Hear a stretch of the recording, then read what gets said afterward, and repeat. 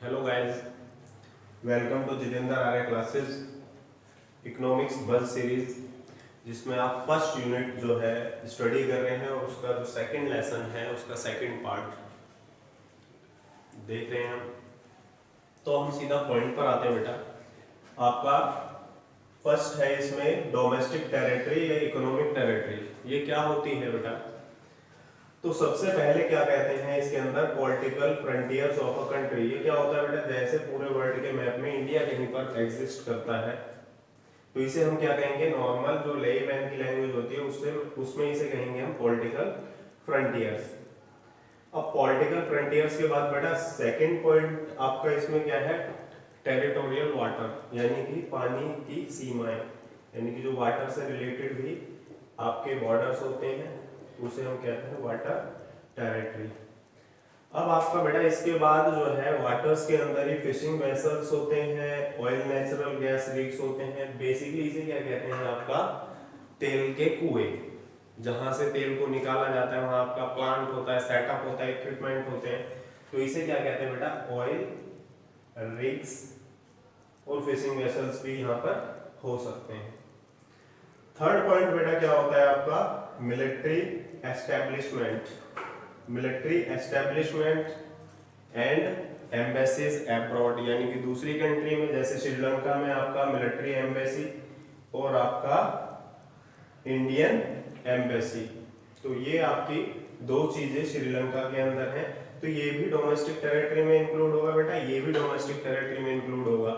अब इसके बाद आपका शिप्स एंड एयरक्राफ्ट्स। मान लिया यहाँ पर आपका कोई शिप है वाटर्स में और यहाँ पर एयरक्राफ्ट्स है, एयरक्राफ्ट्स।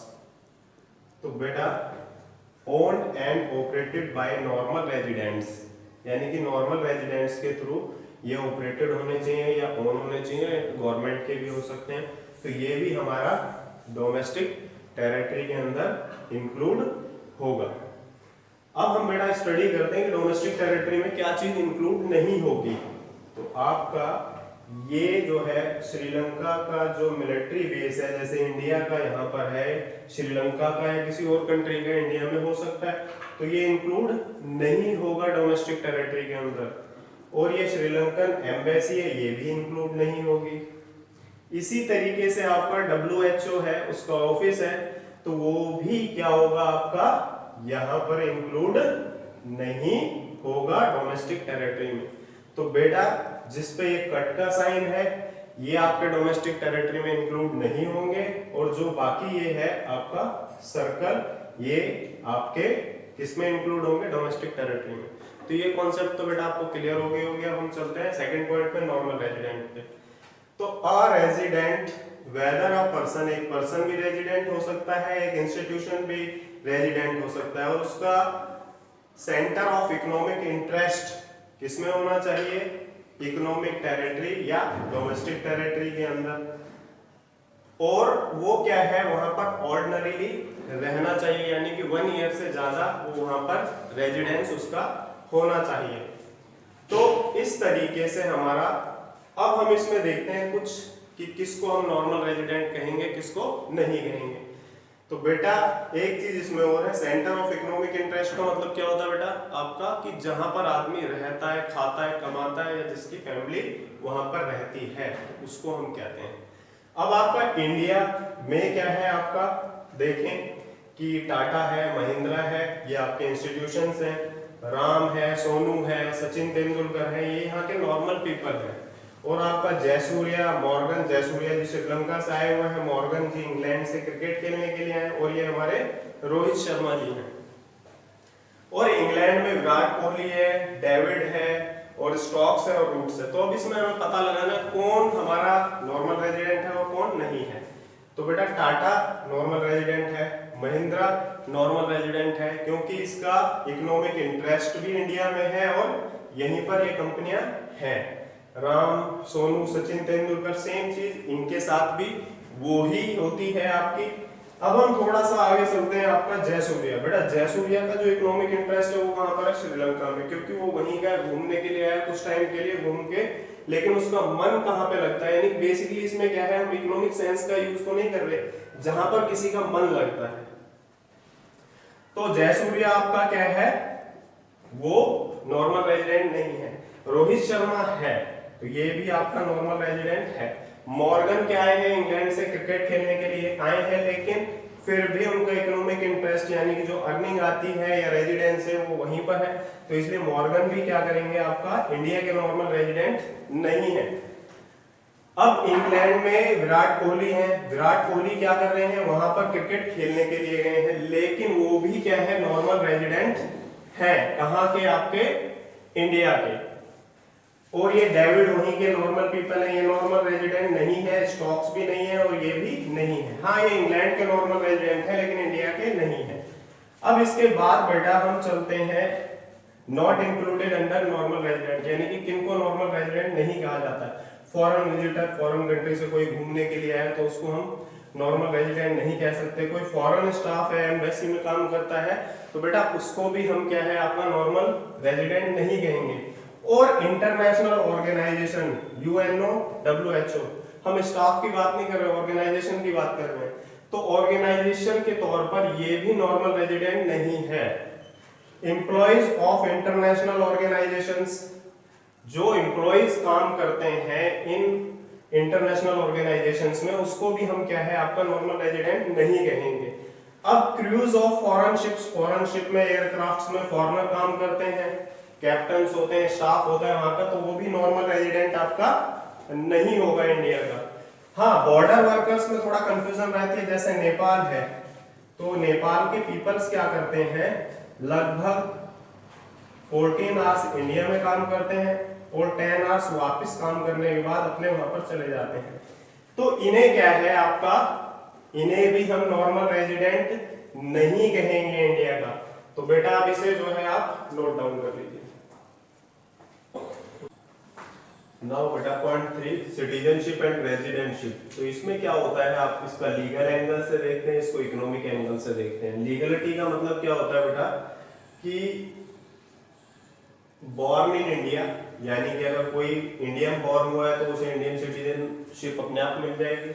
और इंडियन लॉ अगर परमिट करता है, जैसे इंडियन लॉ ने क्या करा है, पाकिस्तान के एक सिंगर है अदनान सामी, तो उसको क्या किया है, इंडिया की सिटीजनशिप दिया है, तो इंडिया का सिटीजन है।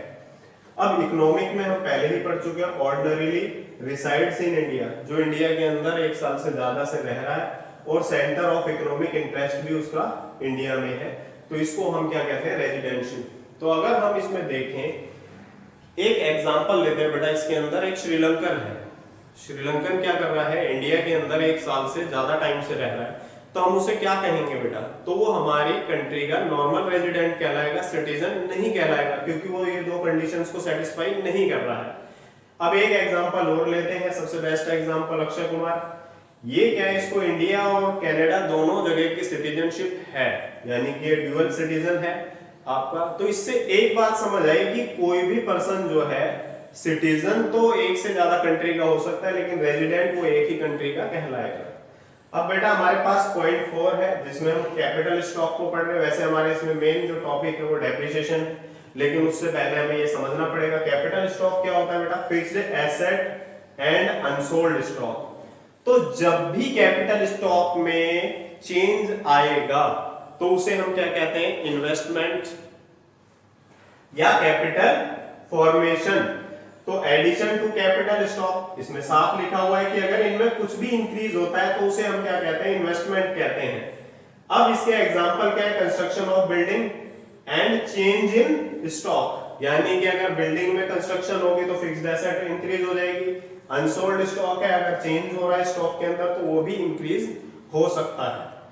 अब हमारे पास क्या है, ग्रॉस इन्वेस्टमेंट, इसको हम जो है अगर इकोनॉमिक एंगल से देखें तो इन्वेस्टमेंट ही मान सकते हैं, लेकिन इसमें एक एंगल होता है आपका कि हम इसमें डेप्रिसिएशन को काउंट नहीं करते हैं, यानी कि कैपिटल स्टॉक में जो कुछ भी ऐड होगा और उसमें हम डेप्रिसिएशन को कैलकुलेट ना करें तो उसे हम ग्रॉस इन्वेस्टमेंट कहेंगे। नेट इन्वेस्टमेंट क्या होता है बेटा, इसके अंदर एक्चुअल एडिशन, यानी कि अगर हम डेप्रिसिएशन को लेस कर दें उसमें से, ग्रॉस इन्वेस्टमेंट में से, तो हमारे पास क्या आ जाती है बेटा, आपकी नेट इन्वेस्टमेंट।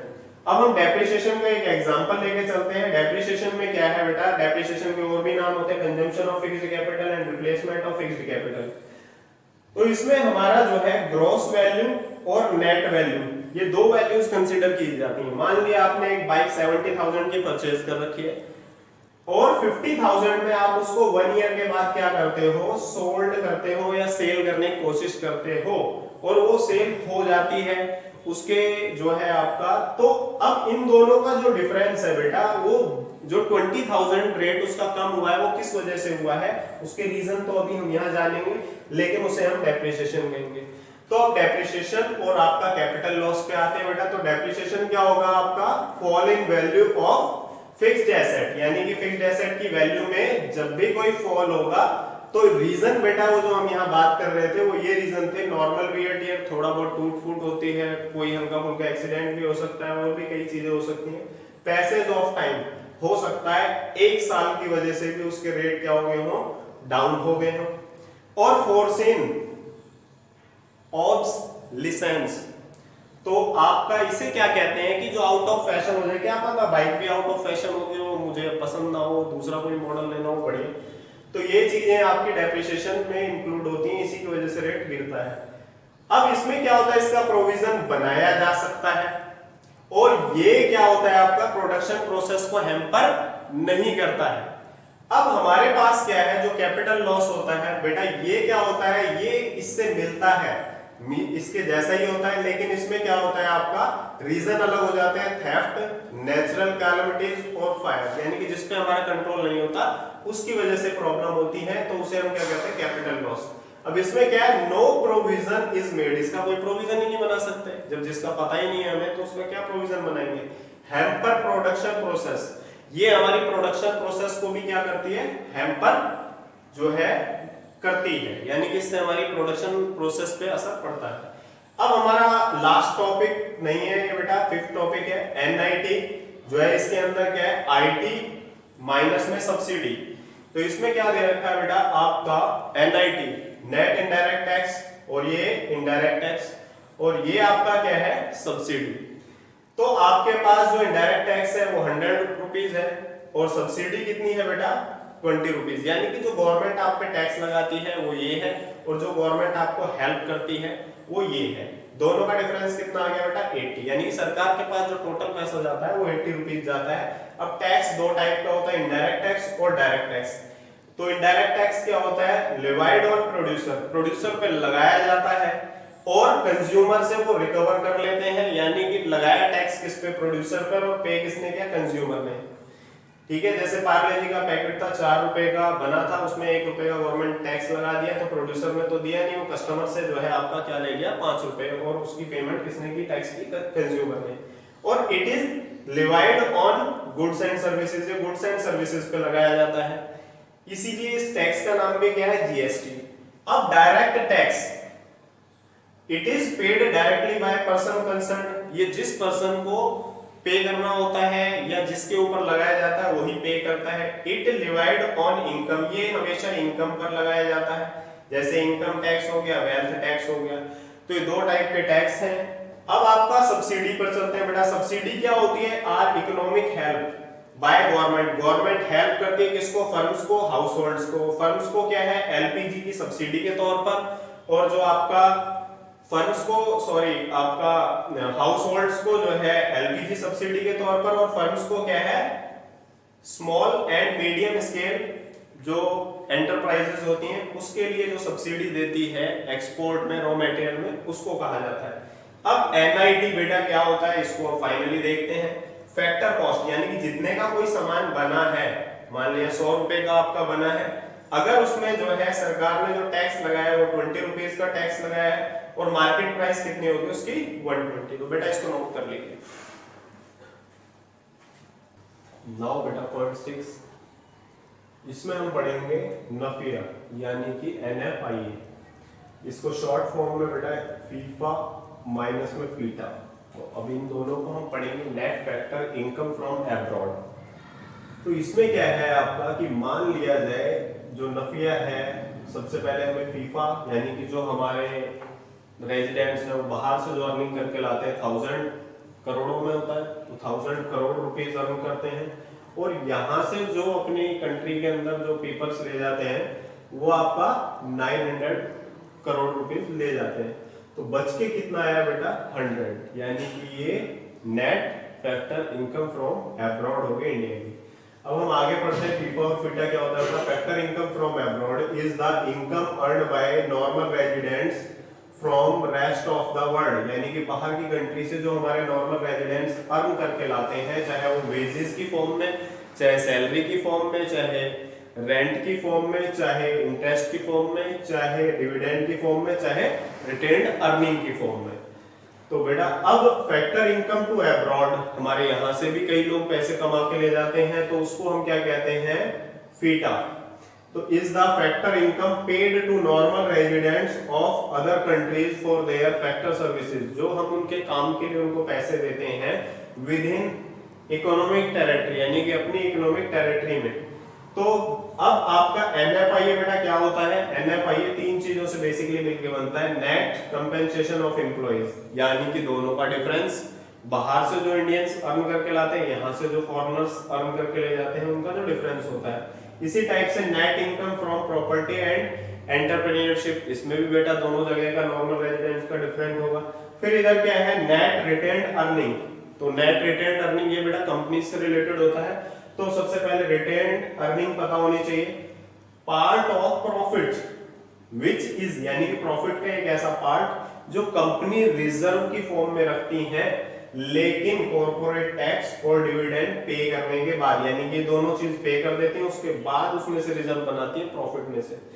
तो सबसे अब आपका एनएफआईए में क्या है बेटा, ये किस लिए यूज किया जाता है, डोमेस्टिक इनकम और नेशनल इनकम, यानी कि डोमेस्टिक इनकम हमारे इंडियंस जो है इंडिया के अंदर जो अर्न करते हैं 100 रुपीज करते हैं, और जो दोनों जगह था मान लिया डिफरेंस फीफा माइनस फीटा, वो 20 रुपीज अर्न करते हैं, यानी कि इंडियंस बाहर से ज्यादा अर्न करते हैं। तो 100 प्लस में 20, टोटल आपकी नेशनल इनकम कितनी हो गई 120।